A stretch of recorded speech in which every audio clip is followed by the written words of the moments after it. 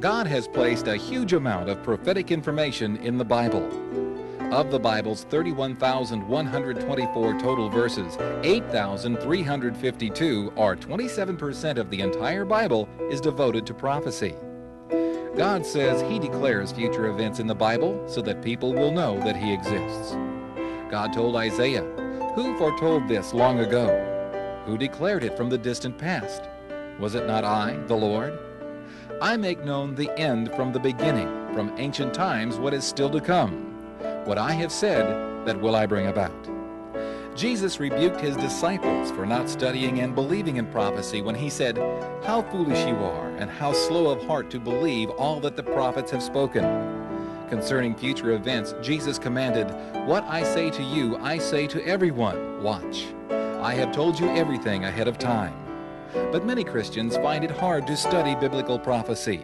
They say it is like trying to put together a big puzzle that has thousands of little pieces, and they don't know how to put the pieces together.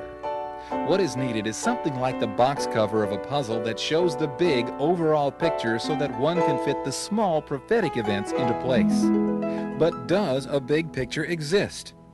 Biblical scholars and Christians down through the ages have agreed that there are only three views or outlines that give the big picture. All agree that one of these three views is correct. But which one? Today you will learn what these three views are and whether or not there is evidence that supports them. John's guest is Dr. Norman Geisler, Dean of Southern Evangelical Seminary in Charlotte, North Carolina. Dr. Geisler is Professor of Theology and Apologetics and the author of 45 books, including the widely read General Introduction to the Bible, When Skeptics Ask, and When Critics Ask. We invite you to join us.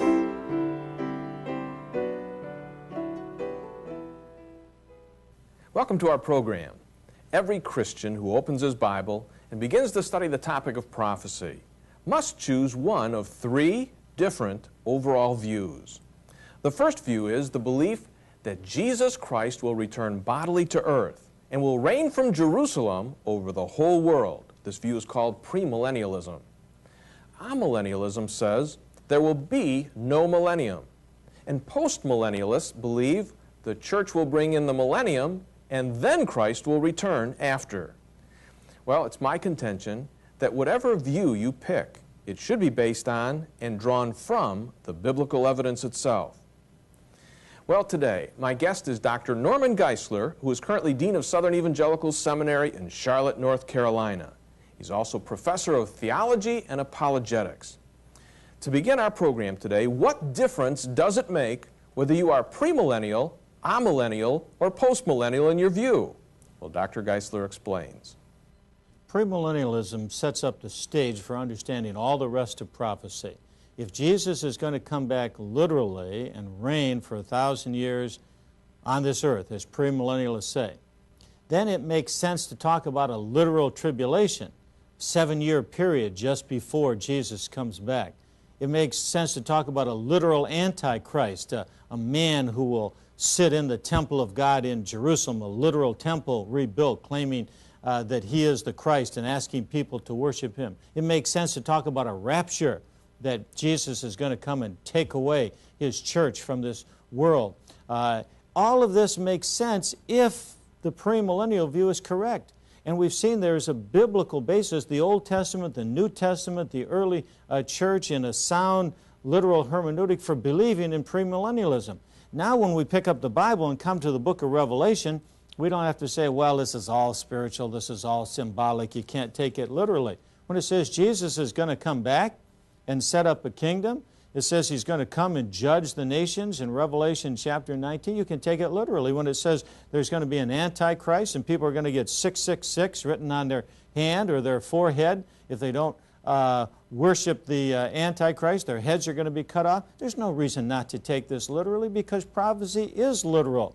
And as premillennialism is literally true, so it is literally true that there will be a tribulation, a 7-year period of tribulation before Christ returns. It is literally true there will be an antichrist who has 10 nations organized together in Europe, who literally makes a 7-year treaty with the Jewish people that they can build their temple, offer sacrifices in their temple, who literally breaks that halfway through, sits in the temple of God saying he is God. You can take all of this literally. The rest of prophecy makes sense, all of these details. Once you get the broad picture as being literal, there's no reason why the details shouldn't be understood that way as well. Now, if you were with us last week, you know that we presented the biblical evidence from the Old Testament for the view that Jesus Christ will return bodily to earth and will reign from Jerusalem over the whole world, the view called premillennialism. Today, we're going to look at the biblical evidence for this view from the New Testament. I'd like you to listen. We're talking about premillennialism, which believes that Christ is going to return before the millennium and reign for 1,000 years in the earth. This in contrast to postmillennialism that says the church is going to bring in the millennium and then Christ will return after the 1,000 years. Premillennialism is also in contrast to amillennialism that says that the church is spiritual Israel, and we're not to take these prophecies literally because they're spiritually fulfilled in the church.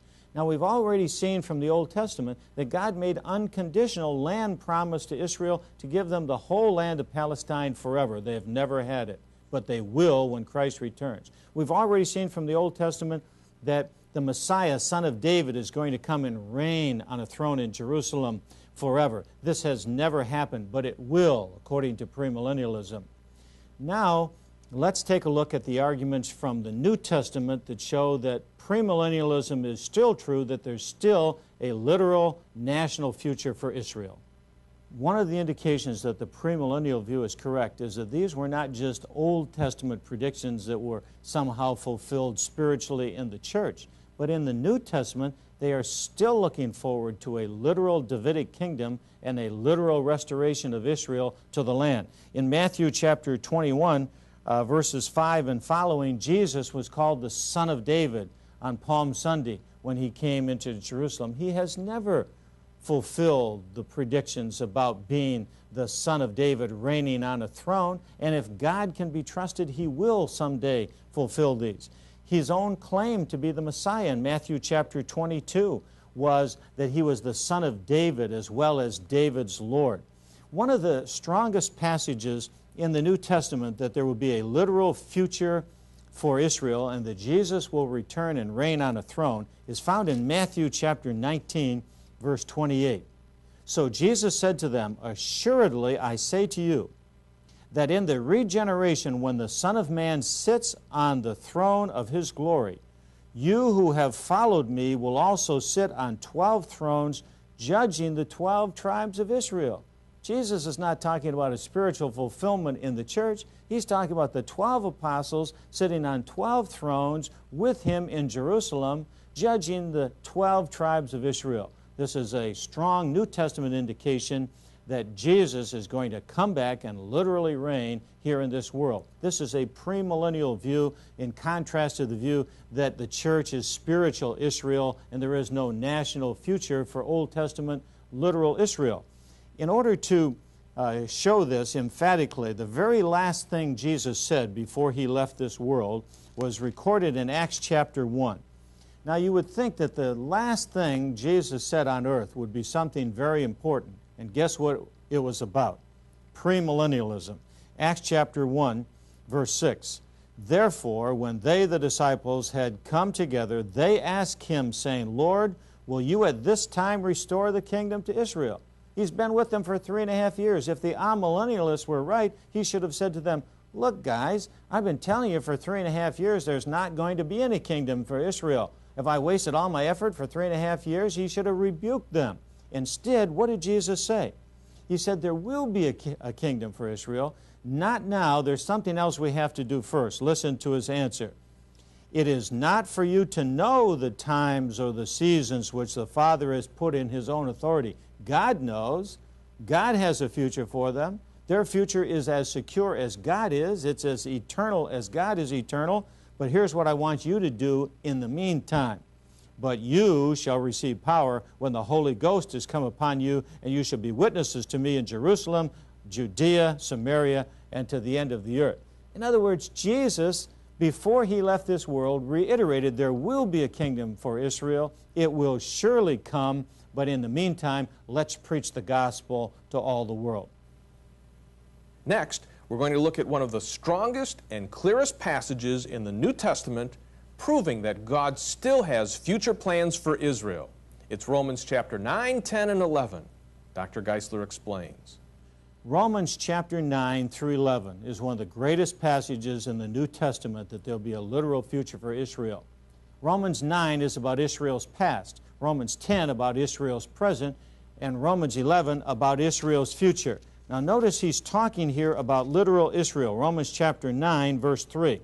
For I could wish that I myself were accursed from Christ, for my brethren, my kinsmen according to the flesh. What could be more clear? He's talking about literal, physical Israel. He says, who are Israelites, verse 4, to whom pertains the adoption, the glory, the covenants, the giving of the law, the service of God, and the promises. All of these things indicate that he's talking about the nation of Israel. Now notice chapter 10. He says in verse 1, brethren, my heart's desire and prayer to God for Israel is that they might be saved. He's talking about Israel in the present. Then he gets to the future. Is there any future for Israel? Chapter 11, verse 1. I say then, has God cast off his people? Certainly not. Perish the thought. God forbid. God can't cast off his people any more than he can cease being God, that he can break an unconditional promise. And then he goes on to say that there will be a future for Israel. Verse 15. For if their being cast away is the reconciling of the world, what will their acceptance be but life from the dead? If they were set aside and the Gentiles were brought in, how much more will they be brought back in? And then in verse 24 he says, how much more will these who are the natural branches be grafted into their own olive tree? Israel is going to be regrafted in. They will be restored to their land. And it says in the end of verse 25 that hardening in part has happened to Israel until the fullness of the Gentiles has come in, and so all Israel will be saved, as it is written. God promised not only in the Old Testament there would be a literal future for Israel, but even after Jesus came, established the church. Romans 9 through 11 makes it very clear there is still going to be a future for Israel, and the amill and the post-mill view cannot handle seriously this passage because they totally ignore the fact that it teaches a literal national future for Israel in Romans chapter 11. Now, up to this point, we have not given you any verses from the book of Revelation. That might surprise you. But some of the strongest passages in the Bible presenting the view that Jesus Christ will physically and bodily return to earth, establish his millennial kingdom, and will rule for 1,000 years is found in this book. Dr. Geisler now presents that evidence. Listen. Not only do we have an indication that there will be a literal future for Israel, as pre-mills say, in the book of Romans and in the Gospels, but we have an indication in the very last book of the Bible that there's still going to be a literal future for Israel. It talks about 12,000 from each of the 12 tribes of Israel. Revelation chapter 7, verse 4. And I heard the number of those who were sealed, 144,000 of all the tribes of the children of Israel were sealed. What could be more clear? He names the 12 tribes. The word tribe is never used spiritually in the Bible. It always refers to a literal tribe. And now we're talking about the future after Jesus was here, the future time period when Jesus is going to return to earth again. It says there will be 144,000 Jews who will be set aside during this time of tribulation before Jesus returns to earth. He reiterates that in Revelation chapter 14 because it says there in verse 3, and they sang as it were a new song before the throne, before the four living creatures and the elders, and no one could learn that song except 144,000 who were redeemed from the earth. In chapter 11, it talks about a literal temple that's going to be restored. It says, and I was given a reed like a measuring rod, and the angel stood, saying, rise and measure the temple of God and the altar, and those who worship there, but leave out the court which is outside the temple, and do not measure it, for it has been given to the Gentiles, that they will tread the holy city underfoot for 42 months. There's going to be a literal temple in a literal city of Jerusalem, literally 144,000 people from the 12 tribes of Israel. This is the last book of the Bible. To make a long story short, we have seen that from Genesis 12 to Revelation 20, actually, when he talks about coming back and reigning on a throne for 1,000 years, we have the story of a literal fulfillment of prophecy with a Messiah coming before a 1,000-year reign period and reigning for that entire period of time. Now next, we're going to examine a very important passage concerning the millennium. It is Revelation chapter 20, where 6 different times the Apostle John refers to a 1,000-year period of time. As you know, millennium means 1,000 years. Now the question that needs to be answered here is, why should a Christian interpret the information in Revelation chapter 20 literally instead of spiritually or allegorically? Well, Dr. Geisler explains. Listen. The capstone of all of the pre-mill passages in the Bible is in Revelation chapter 20. Here it says emphatically what we did not know up to this point, how long a period it would be that Christ would reign before the eternal kingdom emerged. In Revelation chapter 20, it says that Christ will reign for 1,000 years. Verse 1 says, "Then I saw an angel coming down from heaven, having the key to the bottomless pit and a great chain in his hand. And he laid hold of the dragon, that serpent of old, who is the devil and Satan, and bound him for 1,000 years. And he cast him into the bottomless pit and shut him up and set a seal on him, so that he should deceive the nations no more till the 1,000 years were finished.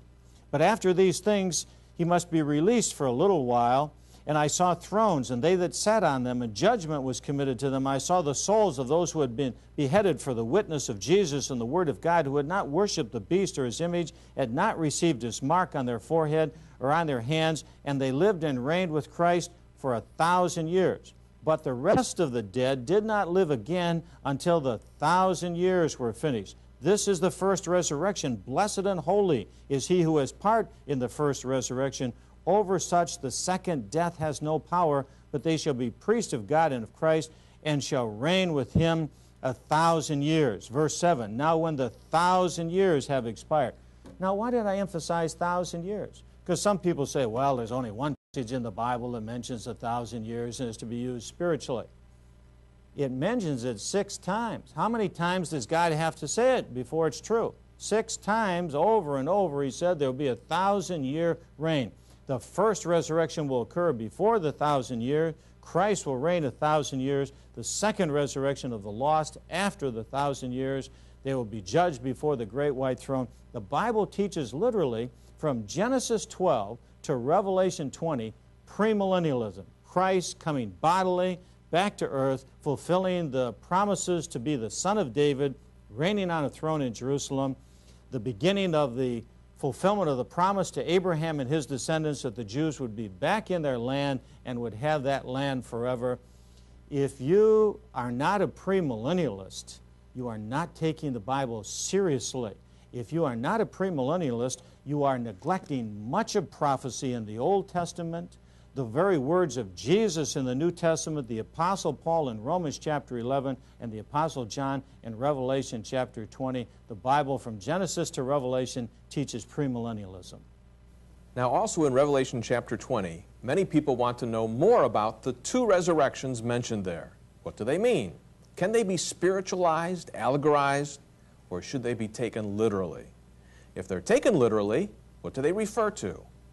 Well, listen. Now let me be as clear as I possibly can. It refers to 1,000 years here. 1,000 years means millennium. We are pre-millennialists. Pre means before. That means Christ is going to come before the 1,000-year period. That's why we're called pre-millennialist. Now notice very carefully here that it says the 1,000 years have bookends, the first of which is the first resurrection before the 1,000 years, and the last of which is the second resurrection after the 1,000 years. Who comes in the first resurrection? Read it carefully. It says, in the first resurrection, blessed and holy who has part in it, over such the second death has no power, they shall be priests of God and of Christ and shall reign with him 1,000 years. Believers, priests, those who are saved, get resurrected in the first resurrection before the millennium. That's how we're able to reign with him during the millennium. The rest of the dead, the unsaved, stay in hell for the 1,000 years. At the end of the 1,000 years, in the very words of Scripture, verse 5, Revelation 20, the rest of the dead did not live again until the 1,000 years were finished. They are resurrected and stand before the great white throne and are cast into the lake of fire. Jesus said, the hour is coming, that hour is 1,000 years long, when all who are in the grave shall hear his voice, John 5. They who have done good to the resurrection of life, first resurrection before the millennium. They who have done evil to the resurrection of judgment, second resurrection after the millennium. There are two resurrections separated by 1,000 years. The pre-millennialists believe that the saved will be resurrected before the millennium and the unsaved after the millennium. Now there's another very important point here. Premillennialists take this passage in Revelation chapter 20 seriously, literally, and so both resurrections are literal. He talks about a first resurrection, literally coming out of the graves, a second resurrection. If you're an amillennialist, you have to spiritualize one of these resurrections. You have to make one a spiritual resurrection and one a literal resurrection. That's what's so inconsistent about amillennialism. They don't take the Bible consistently. They have a hermeneutic where they take this literally and in the same verse something else spiritually. In Luke chapter 14, you remember Jesus stopped on a comma. They take part of that literally and the second part spiritually. Why not take the whole thing literally? Why not take Revelation 20 literally? First resurrection, second resurrection, both literal, and then the Bible makes sense completely. Now, we have presented this information because it is more than just an intellectual exercise. If you are serious about finding out what God has said concerning prophetic events, you must choose one of these three approaches, either the premillennial view, which states that Jesus Christ will come back and establish his millennial kingdom and reign on earth for 1,000 years, or the amillennial view, which says there is no evidence in the Bible of Jesus literally, physically reigning for 1,000 years. Or finally, the postmillennial view, which says the promises to Israel have been revoked because of their disobedience, and God is now working through the church to bring in the millennial paradise, after which time Jesus Christ will return to earth. Now, which of these views do you think is supported by the biblical evidence? Now, next week we're going to examine the intellectual consequences of denying the premillennial view of prophecy. But again, please keep in mind that after this series is over, we're going to be turning our attention to the controversial topic of the rapture. What does the Bible teach about the rapture? And will Christians go through the tribulation period? Then after that series, we're going to turn our attention to whether or not the Jews are ready to rebuild their temple in Jerusalem. And I hope that you'll join us in the weeks ahead.